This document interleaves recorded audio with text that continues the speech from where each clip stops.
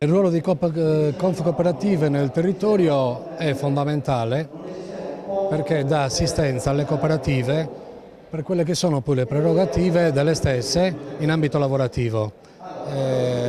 Io personalmente ho dei bei ricordi sulla Confcooperative perché la nostra cooperativa, che è nata nel 78 e quindi ha passato dei momenti abbastanza critici come tutte le cooperative di quegli anni, c'è stato di grandissimo aiuto perché ci ha fatto come un padre accompagna il proprio figlio, ci ha dato dei suggerimenti. La Confcooperative di Nuoro noi veramente ci ha aiutato a crescere. Noi eravamo dei ragazzi che lavoravamo per un numero di ore che non ricordo, senza una retribuzione adeguata a quello che era il lavoro che svolgevamo. E ci hanno dato dei consigli, ci hanno preso per mano, appunto come dicevo prima, e ci hanno aiutato e ci hanno indicato qual è la via. Prima di tutto cosa vuol dire essere cooperativa, e quindi nella cooperativa in pratica c'è una cosa molto bella che è la meritocrazia, cioè la cooperativa ti riconosce le persone che lavorano, i meriti delle persone, i dirigenti che le gestiscono, presidenti e consigli di amministrazione. La cosa bella è che non siamo noi che ci insediamo in queste poltrone, ma bensì sono i soci che ci danno mandato di rappresentarli. E noi chiaramente siamo sempre messi in discussione e dobbiamo lavorare nell'interesse dei soci, quindi facendogli avere lo stipendio, vincendo le gare d'appalto, creando formazione, facendo tutte le cose che fanno sì che poi col tempo diventi una bella società, dando anche solidità alla struttura e ai posti di lavoro dei propri soci.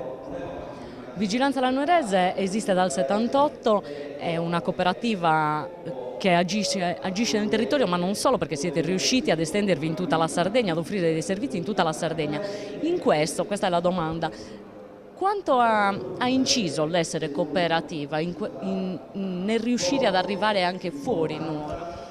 Allora, diciamo questo, noi oggi stiamo raccogliendo, veramente secondo me siamo un gioiellino che dobbiamo sempre gestire al meglio, in modo tale che non si rompa il giocattolo, perché è un giocattolo perfetto. Per fare ciò abbiamo impiegato degli anni, non è che abbiamo fatto tutto in 2 giorni, c'è tutto dietro una pianificazione, una scelta di persone, una scelta di ruoli che sono fondamentali secondo me per la gestione della cooperativa, cioè nella cooperativa il gruppo direttivo è importantissimo, ognuno deve avere il proprio ruolo, non ci devono essere sovrapposizioni e, come dicevo poc'anzi, si deve sempre lavorare nel bene e nell'interesse della cooperativa. Noi dirigenti siamo sempre dietro.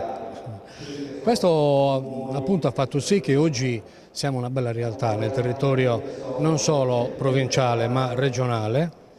Già da qualche anno stiamo lavorando anche fuori, abbiamo dei lavori a Olbia, abbiamo dei lavori a Oristano, abbiamo puntato decisamente da un anno fa sul territorio della città di Cagliari.